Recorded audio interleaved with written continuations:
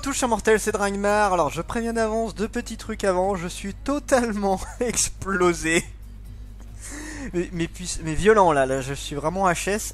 Donc si vous voyez que j'ai l'air d'être un petit peu ailleurs pendant la vidéo et les prochaines vidéos pour les 2 semaines à venir, tout ça, c'est tout à fait normal, je m'en excuse d'avance. Et je tiens à prévenir, je vais prévenir pour plusieurs vidéos pour que vous soyez sûrs d'être tous au courant. Il n'y aura pas de live manga pour les 2 semaines à venir. Après ça reprendra. Je vous expliquerai un peu plus tard pourquoi. Pour l'instant je peux pas trop. Voilà, je garde ça pour moi, mais promis je vous expliquerai.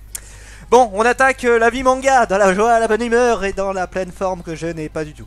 La destinée de Yuki. Oui, ce manga, ça fait un bail qu'il est sorti. Ça fait très longtemps qu'il est sorti. Et c'est pas un achat récent, hein. C'est un achat que j'ai fait genre quasiment le jour où il est sorti. Mais je vais expliquer au fur et à mesure, vous allez comprendre. Alors c'est fait par Fujiwara Hiro. Alors juste pour rappel, c'est celle qui a fait Maid-sama qui est Ketchu wa Maid-sama, qui est l'un de mes mangas favoris. En shoujo, c'est l'un de mes préférés. Je me suis jamais autant tapé des barres de ma vie sur un... Alors sur un animé, parce que j'ai vu l'animé en premier. Et après j'ai vu le manga. Mais les deux c'est génial. Le manga est meilleur parce qu'il va bien plus loin, mais l'anime est extrêmement cool. Et j'ai vraiment adoré. Là je me suis dit, oh putain, l'auteur voilà, l'auteur fait quelque chose de nouveau. Je me c'est cool, c'est super cool. Et puis bah du coup bah, vous allez voir. Donc c'est un shoujo romance fantastique. Pour l'histoire nous suivons Yuki, une jeune fille dans un petit village, voilà, un peu paumé tout ça, et qui a eu plusieurs amis d'enfance. Donc au total ils étaient 6. Donc voilà, c'est 6 amis qui se connaissent depuis leur plus tendre enfance.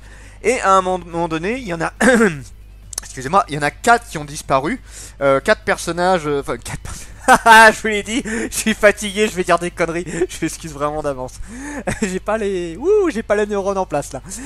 Voilà, 4 de ses compagnons qui ont disparu du jour au lendemain, qui ont disparu avec une lettre. Nous reviendrons dans un an. Je vous avoue que bon voilà, tu vois ça, tu fais ouais, ok, pourquoi pas. Voilà, donc il y a Yuki quand même qui est resté, et une autre personne, un autre garçon qui faisait partie du coup de ses amis d'enfance. Voilà, c'est les deux seuls qui sont restés et qui n'ont pas disparu. Et du coup, un an plus tard, voilà, l'année s'est passée, Yuki a grandi, oui, il a grandi, hein, mais voilà, il s'est passé un an quoi. L'autre gars, alors j'ai perdu son nom, je vous avoue. Attendez, je recherche quand même parce que ça serait intéressant en vrai de... voilà, Takaya, voilà. Non, parce qu'en général, c'est vrai que les personnages secondaires, je ne cherche pas leur nom. Mais là, j'en parle un peu parce que, voilà. Takaya, donc le mec, il se croit supérieur aux autres, genre, vas-y, léchez-moi les pieds, je vous marche dessus, vous êtes des merdes et tout. Non, mais vraiment, j'exagère pas. J'allais dire à peine, mais non, j'exagère pas. Le mec se croit supérieur à tout le monde, genre, il pique les copines de tout le monde, les autres c'est des sous-merdes pour lui, enfin bon, voilà, le mec est totalement chiant. Et en fait on va se rendre compte que là il y en a un qui va revenir, un des 4 qui avait disparu qui va revenir. Et il va revenir mais sous une nouvelle forme en fait. Il a grandi bien évidemment, mais en fait il peut se transformer en sorte d'esprit en soi. Voilà, en fait on apprend que chaque personnage est lié à une destinée particulière, genre Yuki c'est l'enfer, le héros c'est l'autre là, Takaya c'est le ciel, l'autre c'est les esprits, enfin bref, t'as un petit peu tout, et selon le truc en particulier, ils ont une transformation ou alors ils ont un pouvoir particulier lié à ça. Et voilà, il va arriver, il va sauver Yuki d'une attaque d'un démon. Ils vont commencer à apprendre l'histoire par rapport à ça. Et Takaya va avancer un petit peu sa destinée, puisque normalement il devait avoir ses pouvoirs à partir de son 16e anniversaire. Et il a bousculé la cérémonie d'une semaine avant. Ouais, une semaine avant, c'est ça. Et du coup, en fait, il allait provoquer le dieu en question qui était lié à ça. Et le dieu lui a fait intéressant, ok, on va faire ça. Sauf que bien évidemment, je pense qu'il va avoir des répercussions. Déjà, il y en a eu un petit peu, genre il a utilisé sa transformation. Ça a bien marché, mais il a eu quand même un petit truc derrière. Ça, je vous laisse la surprise. Oui, je détaille beaucoup parce qu'il y a quand même beaucoup de trucs à dire sur ce manga-là. Et voilà, grosso modo, bah, je dis j'ai beaucoup de trucs à détailler, mais là je vous ai quasiment tout dit. Maintenant, mon avis sur le manga. En fait, c'est le même problème que pour Platinum ou pour Samurai et tous les trucs du genre. Tu sais, quand t'as un auteur qui a fait un manga mais exceptionnel, vraiment qui t'a marqué à mort. Bon, Maid-sama c'est peut-être pas au même niveau, mais moi vraiment il m'avait beaucoup marqué. J'avais énormément adoré cet animé et ce manga là. Et là, du coup, ouais, j'ai vu putain, parce que l'auteur, enfin, chez nous, l'auteur n'a quasiment, c'est le deuxième manga qu'on a de chez lui. Et là, tu dis, ah, ça y est, il a une nouvelle série qui arrive. Tu dis, ah, ça va être génial, cet auteur, il a fait un truc super bien. Et bah, la destinée de Yuki, c'est pas si ouf que ça. Alors, j'irai pas dire jusqu'à que c'est pourri. J'aime pas dire ça en plus, je vais dire que je n'aime pas. C'est surtout que c'est très prévisible. C'est extrêmement prévisible, c'est extrêmement cliché. Il n'y a pas beaucoup d'innovation. C'est voilà, c'est très très basique. Voilà, pour l'histoire, voilà, t'as 6 personnages qui sont liés à une destinée par des dieux. Ils vont devoir se battre contre des démons. Voilà, c'est ça un petit peu l'histoire. Il n'y a rien de spécial. Je vais donner, avant de partir sur le potentiel du manga, je fais quand même un petit point positif. C'est vrai que, bon alors, c'est un truc particulier que les mangas ont, mais en fait là, à la fin, on a eu le plot twist, tu sais, le truc où, oh là là, il s'est passé un truc énorme. Là, effectivement, alors je dis pas ce que c'est, mais en fait, à la fin, effectivement, il s'est passé un truc que j'ai... Alors, c'est vrai que je l'ai pas vu venir au début du manga. Disons que on s'en doutait. Je pensais pas que ça arriverait maintenant. Je pensais pas que ça arriverait maintenant. Et quand ça arrivait, j'avoue que j'étais un peu en joie. Je me dis, eh, c'est pas mal. C'est le seul truc que j'ai trouvé intéressant de tout le manga. Voilà, mais bon, un truc intéressant pour... je sais, en gros, voilà, t'as 1% du manga intéressant pour tout le reste qui est totalement barbant. Clairement, je le dis barbant pour plusieurs raisons. Déjà, c'est pas ultra novateur. Je le redis, hein, pour prendre les idées H24, genre les isekai, ça tourne. Le zombie, des trucs du genre. À partir du moment où tu apportes quelque chose de sympa, que les personnages sont intéressants, l'histoire est intéressante, enfin bref, tu peux renouveler le truc. Mais là, pour le coup, ouais, c'est du basique de basique et c'était pas ouf. Clairement, à part le truc à la fin, je me suis vraiment fait chier sur la destinée de Yuki. Et en plus, en fait, c'est un manga que j'avais mis beaucoup de temps à me dire, allez, faut que je l'attaque, faut que je l'attaque. Mais quand j'ai feuilleté, je me suis dit, en fait, à force, quand t'achètes des mangas, je sais pas si vous avez ça, mais au bout d'un moment, tu repères quand il y a un manga, tu te dis, lui, je vais pas trop l'aimer. Lui, il y a peu de chances que je l'apprécie, tu vois. Alors ça peut être faux des fois, et des fois ça peut être terriblement vrai, et pour celui-là bah, j'avais un pressentiment, et ça s'est putain de confirmé, je suis un peu triste. Je le redis hein, parce que l'auteur du coup Fujiwara Hiro, j'adore cet auteur, et puis du coup bah là je suis un peu triste. Ouais.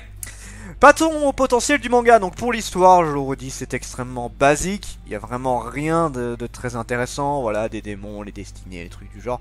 À la limite, ce serait que l'histoire. L'histoire, bon, je le redis, elle est classique. Elle est pas si mauvaise que ça. C'est pas vraiment l'histoire qui est problématique dans le manga. C'est vrai que j'en ai pas parlé dans la vie, mais je vais en parler maintenant. Ce sont les personnages. Les personnages ont un gros défaut.